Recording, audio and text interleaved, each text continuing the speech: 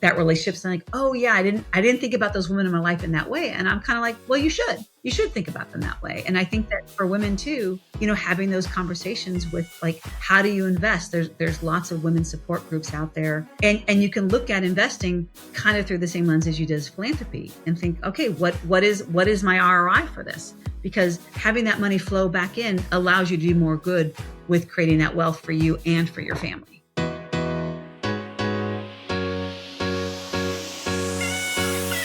Welcome to Knowing Me, Knowing You, the podcast for the future of wealth management.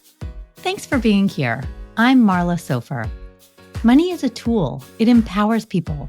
Let's dive into how technology is personalizing advice, strengthening connections, and creating lasting impact. If you're an advisor looking to differentiate, a fintech leader shaping the next wave, or a client ready to take control of your financial future, you're in the right place. Let's get started.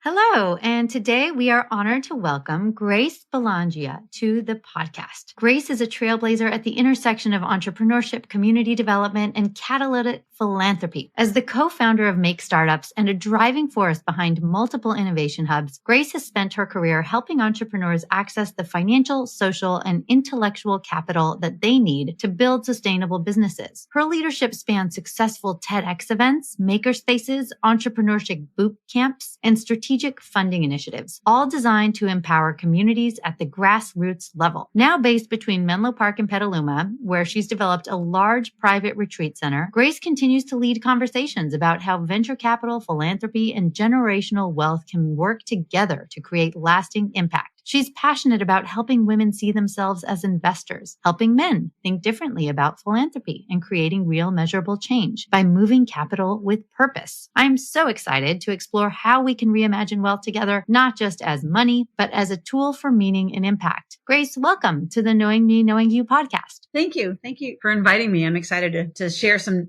nuggets of information with your listeners and your viewers. Yeah, likewise. We're really happy you're here. And we always start off with a question about what excites you about the moment that we're in right now, about the future of wealth. I think what excites me most is the shift that's going to be happening over the next few decades relating to like who has access to this wealth. Historically, it would be a male-driven society, obviously, based on what we've seen. And moving forward, you're going to see a lot of women involved with moving wealth, and they're going to have more autonomy and agency over that. I think their adult children are going to have more active engagement in it. And some of it's going to be because of that generational wealth transfer. And so the fact that you can sort of help model the next generation on like, how do they use money as that tool, whether they're investing it, for impact or they're investing it philanthropically. So to me, that's what's exciting. I have adult children and I can't wait to see how they manage that process. I love it. And I feel whenever people answer, it's not the first time we've heard this answer. What you're most excited about is this intergenerational transfer and people actually aligning money and purpose. And that is so core to the purpose of this podcast holistically. When we talk about the future of wealth and the ability to align wealth with impact, it opens up opportunity to so many more people in a way that is accessible and makes them feel that change is possible. You've spent your career building ecosystems for entrepreneurs and also in the overlap between entrepreneurship and philanthropy. What inspired you to work at that intersection? I think a combination of my own lived experience. My parents were both entrepreneurs. My mom is 83. She's still working. And, the fact that people can sort of take ownership as to their trajectory in creating jobs, not just for themselves, but for their community. And entrepreneurship, it's not the answer for everybody. Not everybody is destined to be an entrepreneur. But I think that the idea that somebody wants to create something, anything from like the food cart to the next tech startup, like I want to help make their dreams come true. And that's basically what entrepreneurship does. That's what my organization does, is like we help create those wraparound services for people to work for themselves and provide for their families. I think that's beautiful. And you talk a lot about how entrepreneurs are the backbone of the economy, of our democracy. It is where job creation happens, and how you have dreamers and innovators that build the future.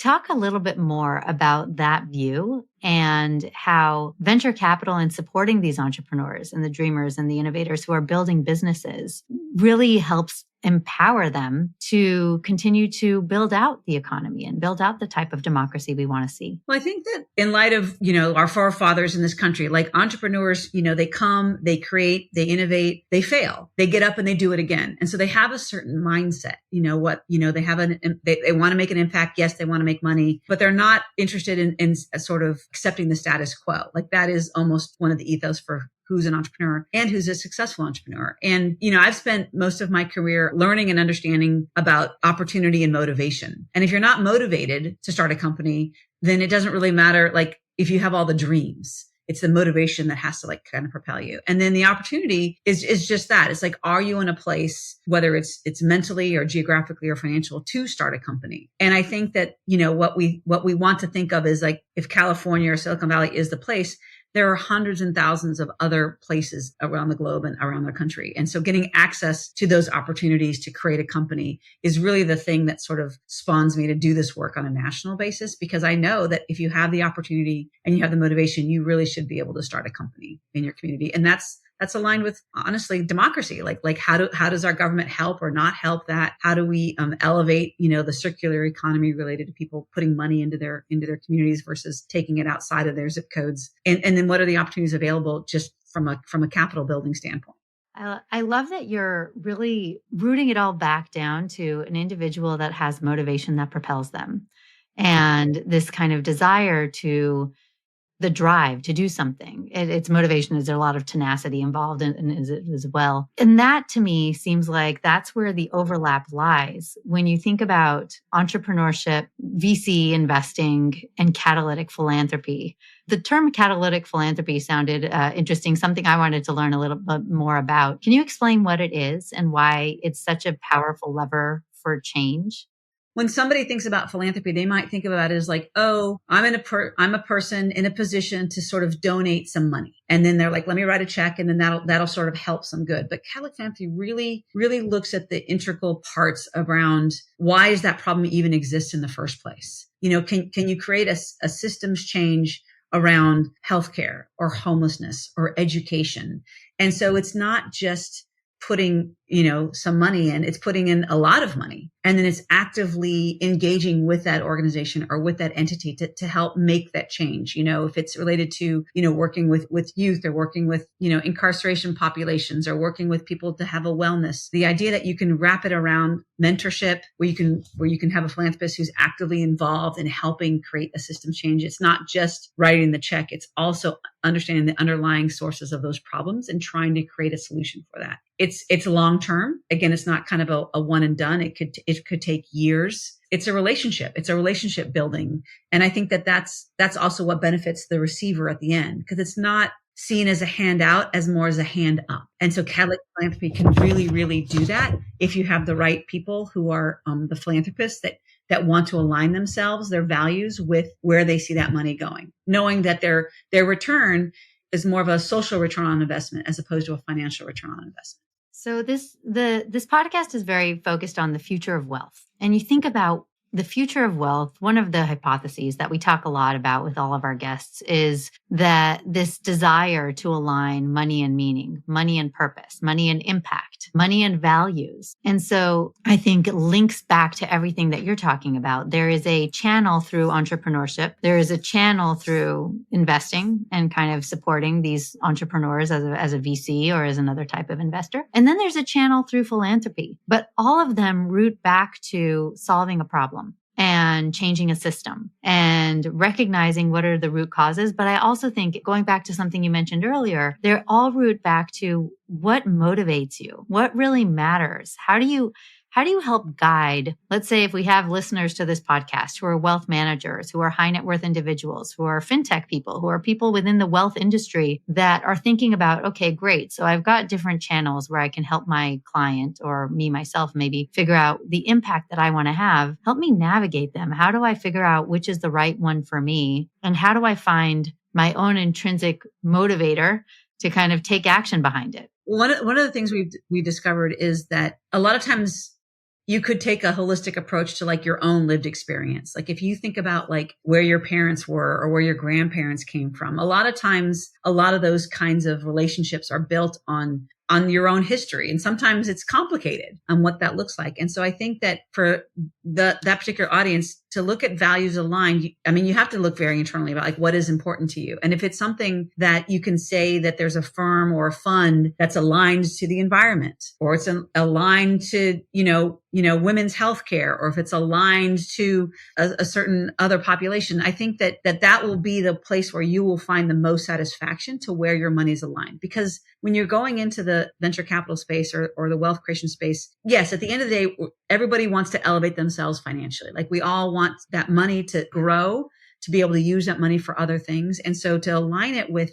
where your values are makes you honestly sleep better at night. It's the reason why, again, you go back to that generational shift. And there are going to be people that are like, you know what? I don't actually want to invest in those things that don't align with my values. And I think that there's enough options out there now where you're looking at social impact funds. You're looking at funds led by Black and brown founders or women founders, or funds led by, your even at the, dare say like the government level, like there's funds at the state levels that you can invest in so that your money can stay local. So there's lots of different ways to do that. And I think you have to almost have your own self-reflection on like, well, what is important to you? Where is it that you care about? Is it education? Seeing the next generation of students get scholarship, and then maybe you're investing in an ed tech fund or that sort of thing. So there is some ways it's almost like a matchmaking mindset. I love that. Clearly very strong overlap with Nomi and what we're all about is in order to execute on whatever financial choice you're making, it's important to understand what really matters. In order to align, you have to figure out what is it aligning to. And there's a self-discovery process that helps you really understand, okay, this is what matters most to me. This is how I want my money to be allocated because this is where I want my impact and my legacy to be. So one of the things that you mentioned when we were chatting in our first intro is that women often don't think of themselves as investors and men don't often think of themselves as philanthropists. What do you think explains that mindset gap, and how do we start, or are we already starting to see a shift in the mindset in society? I think it's a combination of things. I think, again, I go back to like the history of just how money was managed in one's family. Traditionally it was the father that went to work and then, the mom stayed home. And, we know that that's all shifted and that changed. And so as women have come entering the workforce and has had money to manage themselves, they should have more courage to manage that money, as opposed to like handing it over to their spouse or not understanding like, how do I invest it? Because investing is different than saving. And if your values aligned with making the world a better place, then you are intrinsically going to take a percentage of that and give it back. And you can give it back to, your alumni school, your neighborhood, a nonprofit. But the mindset around how does that money get moved? I think there's some parallels. I've worked with nonprofits and I've worked with private equity people, and they talk about fundraising. They talk about due diligence. They talk about what's the KPIs. And so like a lot of the language is very similar. Like what's the impact? What's the return? What's the ratio in terms of like the money that you're putting in versus the value that you're getting out of it? And so I want more women to think of themselves as investors. And honestly, I want more men to think of themselves as philanthropists. If you're in a room and they're like, oh, my wife handles that. It's like, well, you could get involved too, because then you'll understand, some of these systems change that need to happen, why some of these nonprofits exist, why these problems exist. And I think sometimes I even talk to some male investors and I basically will talk to them. It's like, what do you want your daughter to know? Wouldn't you want your sister to be involved? Don't you think your mom would have wanted to know this information? And so again, when you start to share that relationship, it's like, oh yeah, I didn't think about those women in my life in that way. And I'm kind of like, well, you should think about them that way. And I think that for women too, having those conversations with like, how do you invest? There's lots of women support groups out there, and you can look at investing kind of through the same lens as you did as philanthropy and think, okay, what is my ROI for this? Because having that money flow back in allows you to do more good with creating that wealth for you and for your family. It sounds like what you're doing is you are breaking down the barriers between the channels. You're basically saying that your capital is your tool. And when you start thinking about capital holistically, when you are aligning it to what matters with you, yeah, you can do it through investing. You can do it through philanthropy. You can do it as an entrepreneur and taking risk on yourself and doing something, that sparks you. You've helped countless entrepreneurs access capital, tap into social and different types of networks. Why do you think it's so important to break down those barriers, to think about capital in this holistic way? I think part of it is, again, kind of a little bit of a mindset. So if somebody starts a company and they think, okay, I'm going to go on Shark Tank, I'm going to scale, I'm getting an exit. Those are companies and startups that need financial capital. And sometimes, honestly, a company is going to be built and designed and it's a lifestyle business. It's not an exit that they're going to expect some sort of 10x or 30x return in 5 or 10 years. And so you want to wrap around this idea that capital is not just somebody writing a check. You hear stories all the time, whether it's Google or Facebook or Microsoft, like the really big things. And you're like, those companies, yes, they were built by people that had great ideas, but they were built on relationships. They got a meeting with somebody. They got a network with somebody. They had a roommate or a parent or a professor make an introduction to them. That is the social capital that could, yes, eventually lead to a financial capital. And then you have the intellectual capital. And you see that a lot in organizations that want to mentor entrepreneurs. Mentoring is intellectual capital. It's like, teach me something so that I don't repeat the same mistakes. It's not everybody's college bound. Not everybody's going to get their MBA. And so the intellectual capital around, writing somebody a check and then opening up your network is just as valuable because a lot of entrepreneurs, honestly, they'll fail. 83% of entrepreneurs close up shop within 5 years. And it's not always about the money. It's a lot of mistakes that they may have made that they didn't realize. And if they had that intellectual capital, mentorship, guidance, maybe they would have succeeded more so. And so I want your listeners to understand that all three of those things are really, really important when you're in this founder-funder relationship. Obviously, yes, everybody wants the money, whether it's the customer or the client or the grant or the investor. But those other things are also wrapped around getting access to capital, quote unquote. What if financial planning wasn't just about numbers, but about you, your values, your goals, your vision for the future? Nomi is transforming client discovery for wealth managers, going beyond assets and risk scores to uncover what truly matters. With behavioral insights and real-time data, Nomi helps advisors personalize advice, build deeper connections, and grow their businesses. Because the best financial decisions start with knowing you. Discover the future of client engagement at nomi.com.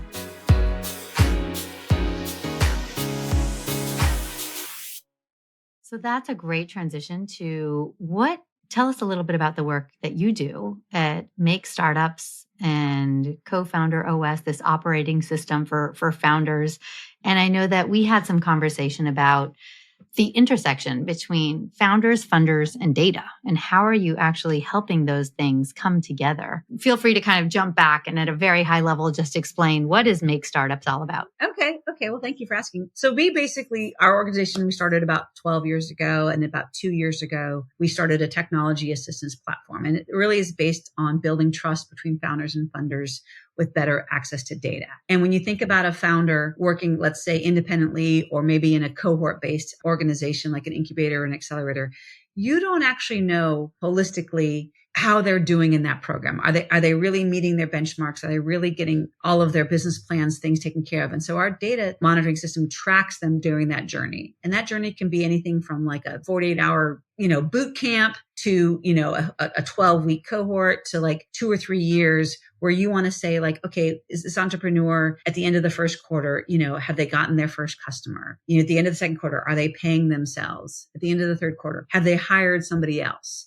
All of those kind of economic indicators will help let the receiver understand like how well are they doing in that journey. And so Co-Founder OS is our technical platform that allows us to do the research, allows us to provide the mentorship, allows us to provide the professional development. And it's equally valuable for what we call the entrepreneur support organization. So that could be the intermediary that's maybe teaching the class or mentoring the class, or even like financial individuals that you work with to say like, okay, putting somebody in the system before they want to get access to capital, have they hit a certain threshold as an entrepreneur in their new business journey? And what does that look like? And our platform kind of helps guide them through that. It gives them real-time feedback. There's a little AI enabledness to it. And what we like to think is that it's like a third-party independent audit. And so it's not just somebody saying like, oh, look, we had, 15 founders go through our program and they're all great. It's like, well, let's see, did they hit a certain score? Did they hit certain benchmarks? And then our research study will allow us to track them over the next couple of years to say, is this making an impact in their communities? Is it making an impact in their industries? And then what does that look like, in terms of quote, access to funding? And that funding can come from investors. It can come from philanthropists when you're doing grant reviews. It can even come from government agencies, ones that are available through like Department of Labor, Small Business Association. They want to be able to know like where are those tax dollars going to support entrepreneurs that are getting resources from local, state, or federal agencies. Sounds like a phenomenal data set. And the type of information that any entrepreneur in any environment would definitely be interested in gathering about themselves. Going back to the broader ethos in aligning capital with purpose, the word alignment has come up a lot. And I think when people listen, and I've experienced this over the last, 2 years launching Nomi, people love the idea of it. And they're like, yes, I want alignment. I want to put my capital where my heart is. And that was, I think, one of our first taglines is put your money where your heart is. And I think part of the challenge that we've seen in doing a lot of interviews is that people don't necessarily know where to start. If you are going to be talking to folks listening to this podcast, whether it is wealth managers, people with capital, aspiring entrepreneurs, people thinking about a transition, a lot of people in my network are people who have had a career, maybe even 2 careers, and they're ready for their next one. They want to do something that's much more meaningful to them. What would be some first steps that you recommend to really take action behind this desire for alignment? I'm a lifelong learner. So I read. And I think that, a lot of that stuff, again, goes back to sort of like self-discovery. If you're at certain seasons of your life, if you're out of school, married, empty nester, whatever those inflection points are, I think gives us that kind of aha moments of like, oh yeah, I can't take it with me. Life is finite.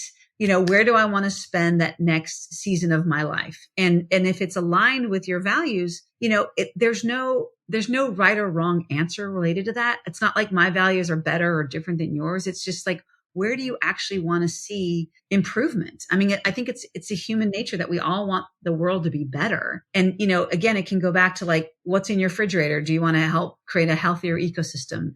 Where did your kids get their education? Do you want to help them, get into college, do something without college? Do you want to help your grandchildren? Anything related to like the environment? I mean, knowing that life can change in an instant, I think affords you to really have a reckoning with, again, those that have access to money, have access to wealth, and say, what do you want it to do and what difference do you want it to make? And sometimes you could say that I just want to preserve it. I just want it to keep it for my next generation. But being able to move it, maybe being able to see it make a difference, I think is personally something that I find very gratifying, because it's not just sitting in a bank gaining a little bit of interest. It's like, oh, it's actually making an impact. And then to be actually involved in making those choices is a great kind of a feedback loop. Like when you invest in an entrepreneur and they come back to you, 6 months or a year later saying like, I couldn't have done this without you. Like that's pretty meaningful. That adds value to my life. Like I know I'm making a difference, and it's not a ton of time and it's not a ton of money. It's a ton of impact. That was, I think, a beautiful answer on so many levels. And I think the fact that you started with the self-discovery matters. There is not only a kind of go out there and read, there's go in and tap into what actually drives you and what are the things that are the most meaningful for you. Like you said, it could be the environment, it could be education, it could be your kids, it could be defining what knowledge means and all of those things. The other thing I really love about what you said, and frankly, this is, I'm sure for many and for my entrepreneurial journey, it was that recognition that life is finite. It was that snap into, we're not here forever. And, I can continue, hope none of them are listening to this podcast, but I can continue working for assholes and I can continue doing something that my heart isn't totally in, that I might not totally believe in, or I could do something that I feel like I am uniquely positioned because of what I've seen and where I've been to have a really strong impact. And that window of opportunity is not going to be there forever. And so is it my time, and can I find enough people who believe in me to help create their impact. And that's really like what Know Me is all about, is how do I help people go through exactly that process of the self-discovery, the clarification. We've used an analogy saying, how do I get you to speak the language of you? And we've actually, a lot of the app is kind of similarities to Duolingo in its gamification. It's a language learning, and we want you to be able to speak you. How do you know me? How do I make sure that I can know me so others may know me, so I can allocate my capital in a way that is the best reflection of me? And so I love your answer for so many reasons. I don't know if you wanted to add anything else before we head into our last questions about the space, about what you're doing, about how advisors and companies could potentially come and open up their minds and have offsites and think about what it is that they're really looking to do, and then align resources behind that. I mean, I think it goes back to, so many statistics that we see now about connection, that the connection that you need to have with people, and like, how do you create place and a space for that? Because as much as we all love the virtual world, like this interaction, I want to break bread. I want to drink a cup of coffee. I want to go for a walk. And so the relationships around these things, I think, need to happen more often. And I think your clients in particular are in a place, they're in a space where they can actually do that. They have the resources to make that available. And like, I know that,